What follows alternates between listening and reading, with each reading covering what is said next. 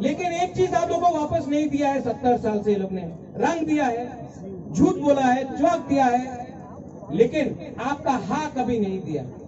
बुबागरा भूला नहीं है।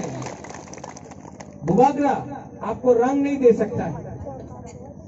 आपको बुमा भोदर को चिंता करने का दरकार नहीं, बुरी को चिंता करने के लिए आपका बुरा को चौक नहीं देता। लेकिन बुबागरा आपको प्रॉमिस कर सकता है कि ग्रेटर तिप्रा लैंड बुबागरा आपको बना के देगा। ये क्या राजनीति है?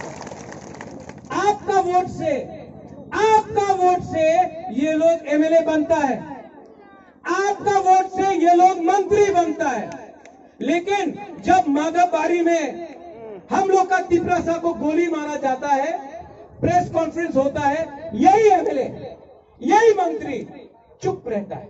क्यों? जब सीएए पास होता है, सिटीजनशिप अमेंडमेंट एक्ट पास होता है, तब पूरा त्रिपुरा में हम लोग आंदोलन कर रहा है। ये मंत्री, ये एमएलए असेंबली में बैठकर चुप क्यों? ये लाल बत्ती, ये मंत्री, ये एमएलए पूरा जिंदगी आपका साथ नहीं रहेगा।